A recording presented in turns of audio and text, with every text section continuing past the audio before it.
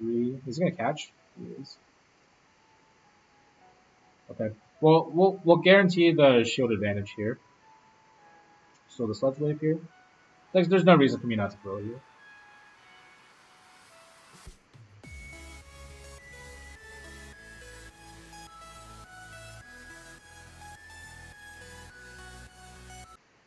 Hello everyone, and thanks for dropping by the video. Today I have another Kanto Cup team that was recommended by PvPoke's tweet, and is going to be featuring Alolan Muk, Shadow Machamp, and Alolan Marowak. So this team is a lot different from the previous team that I played. The previous team that I played was very safe with a lot of bulk and a lot more consistency against the meta. But here we're playing 3 very volatile Pokemon that have massive advantages when they have energy leads and are generalists in their own way. So I am running Shadow Ball on Marowak instead of Shadow Bone, mainly because it is in the back instead of the safe swap position. So this is a pretty fun team to play overall. Wound up going 17-3 on stream and in 4 sets. So definitely see a lot of success and a lot of potential with this team, and I hope you guys give it a shot. So let's get into the matches.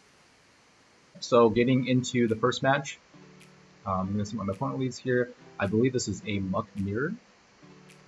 And yeah, it is. So in the Muk Mirror, my biggest goal here is to be able to fast move Denial and try to get in those extra snarls, because I believe we're both going to just be throwing Sludge Waves and not shooting anything. So here I get an extra snarl in on my opponent's charge move, and he actually throws a Gunk Shot. So this is going to deal just a tad bit more damage against an opposing Muk.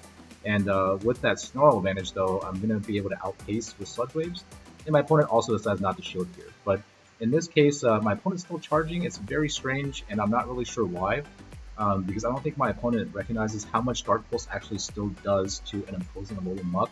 And here, get an extra snarl in, but my opponent has another charge move, and I decided not to shield here. It's another Gunk Shot. So opponent here is pretty energy dry. I bring in my Machamp to start farming up a bunch of energy. And basically, I'm hoping that he doesn't have a Hypno.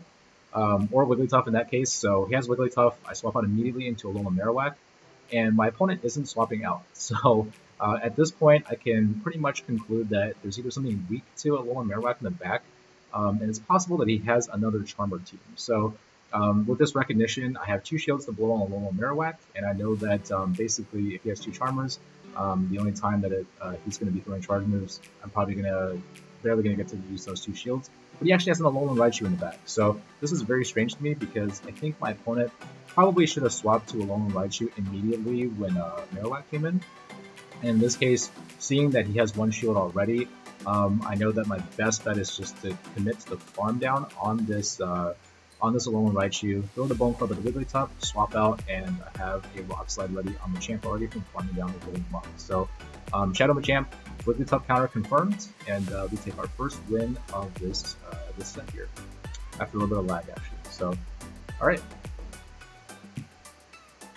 Getting into our second matchup here, I'm going to be leading Alolan Muk into an Alolan Marowak. So this is what you definitely want to see. It's not the best possible lead, but being able to isolate an Alolan Marowak also frees up your Marowak to kind of operate without any kind of mirror baiting issues. And I go straight for the Dark Pulse here, making sure to deny the fast move of Alolan Marowak.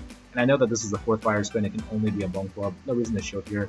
My opponent is probably sacking this Alolan Marowak because he's playing an ABA style team, and I get 3 free snarls in before he brings in his next Pokemon. He brings in an Alolan Golem here, so I know that my Alolan Marowak is weak to it, so I also have to stay in and try to throw a charge move. In this case, my opponent's farming up. I think he probably should have committed to the farm down, but he actually throws energy here. And I'm expecting a Rock Blast, but it's actually a Wall Charge. So very strange for him to throw that particular charge move. I think he should have just committed to the farm down, but I bring in my Machamp, and this is just Machamp going to town here. He's got a bunch of energy, and what does he have in the back? It is a Hypno. So as soon as he brings in the Hypno, I know that I can make 1 counter and throw my fast move, as he's going to get into confusion anyways. Swap to my Alolan Marowak, and yeah, with 2 shields up, there is no way that my opponent can win here. It doesn't matter what he throws here. I'm going to shield just to be safe. And this is where Shadow Ball Alolan Marowak really shines here. This Shadow Ball is going to be doing massive amounts of damage and doing a lot better than Shadow Bone. And you can see here, I take about 70% of that Hypno's health, and I'm able to Fire Spin down for the easy win. So the Shadow Bone, I probably have to throw another charge move. Okay, getting into the 3rd battle of the set. Let's see what I leave here. Alolan Muk into Lapras. So this is not a great matchup, and mainly because Lapras charges energy very quickly with Ice Shards, and although I get the free Snarl in, I don't think I need to shield anything on this Muk. This is going to be a losing matchup because of how quickly Lapras generates that energy, and you can see Surf here really chunks here. So I'm going to double up on Dark Pulse, but I'm going to throw the Sludge Wave because I don't think this Lapras is going to shield. In retrospect, I probably should have just thrown the Dark Pulse because I don't make it to another charge move, and that's really unfortunate. So I have to let this go right now. And hopefully this doesn't come back to bite me. I'm going to bring in Machamp and get a nice energy lead going. And we have even shields with Machamp and Wigglytuff. Hopefully it doesn't bring in a Hypno or another Psychic type, so we'll see what he brings in. He actually brings in an Aerodactyl. So this is another Aerodactyl. I know my previous video had a non-Shadow one. Now he has a Shadow Aerodactyl coming in, so this is very strange. But actually, my opponent makes a great swap here, anticipating the 5th cross chop, or 5th counter to get the cross chop, but he still shields anyway. So I bring in my Marowak to mirror, and my opponent makes the correct play here.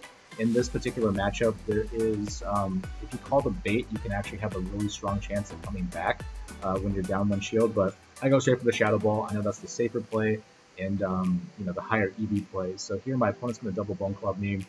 It doesn't matter because I've got a Machamp in the back, and my opponent decides to surrender here.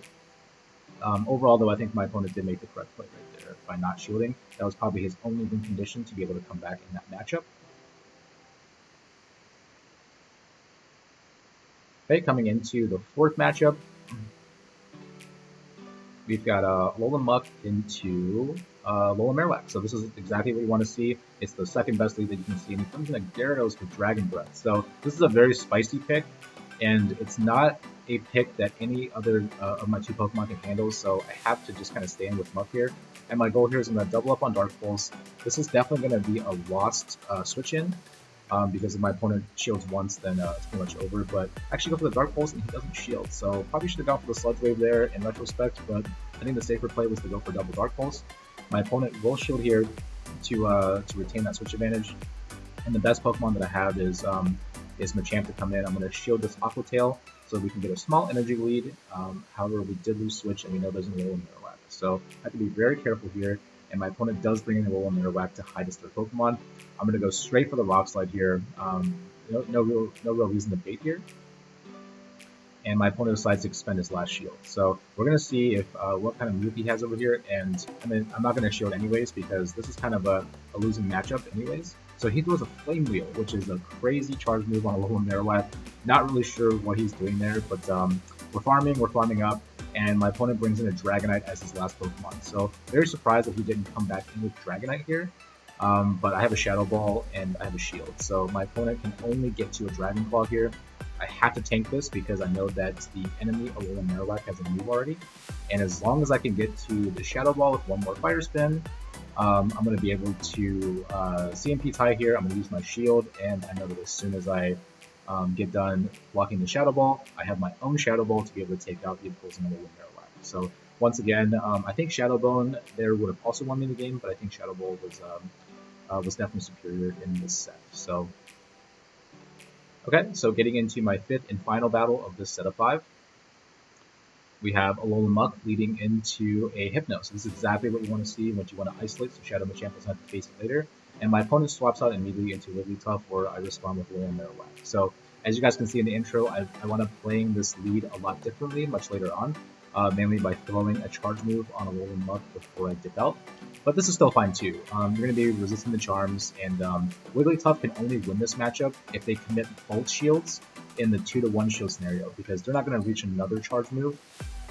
And you're gonna reach multiple charge moves. So I believe if they commit 2-to-1 shields, they can win switch here, which is probably the correct play for my opponent. But in this case, he decides to invest 0 shields, and I'm gonna go ahead and commit to the farm down. So I have 1 switch advantage back, and we're gonna see what my opponent brings in here. And I think he decides to come back in with Hypno. So I'm gonna throw the Shadow Ball immediately and into 2 shields. So my opponent here decides not to shield, which is a very strange play. I probably wouldn't have risked that because, you know, Hypno is probably very important for his team, but he probably knows that his Hypno is dead meat against this Muk anyways. I'm not going to shield anything on my Muk, and I'm going to continue to apply the Snarl pressure, and I'm actually going to throw before he gets to another charge move to make him make that decision. And in this case, he decides to let it go. He brings in a Beedrill for his last Pokemon. So all of a sudden, this is pretty bad. 2-shield Beedrill against half-health Muk and a Machamp. This is pretty tricky matchup, I think. And my opponent here is going to get to a charge move. This is too quick to be a drill run. I decide that I'm not going to shield this, and it wants to be an X Scissors. So this gets me very low, but I'm able to get to one more charge move to threaten the last shield. And as you can see here, he decides to use the second shield, and now I know I can bring in Machamp. It doesn't matter what charge move that he throws, because regardless of what happens, I can shield once and throw the Rock Slide, and that is going to be GG. So very close matchup, and definitely wasn't expecting a Beedrill in the back for sure. So here I'm going to get the Rock Slide here, and we're going to KO, and we're going to finish off a 5-0 set. So definitely part of the epic run that I had on stream the other day. And again, another really strong team. This team plays a little bit differently than the previous team that I played. There's no real true safe swap, but as long as you can get your Machamp out of Hypno's line of sight, then you're definitely going to be doing very well. And Power Amok and Alolan Marowak are definitely going to be able to carry you through Kanto Cup. So let's get into the PvPoke analysis of this team. Okay, so welcome to the PvPoke analysis of this team, and we're going to go quickly through the overview score here. And as you can see, compared to my last team, this team does not have that nice bulk and safety that the previous team had offered. This one actually has a D in bulk, so you're definitely going to have to be spending shields, but spending shields very wisely.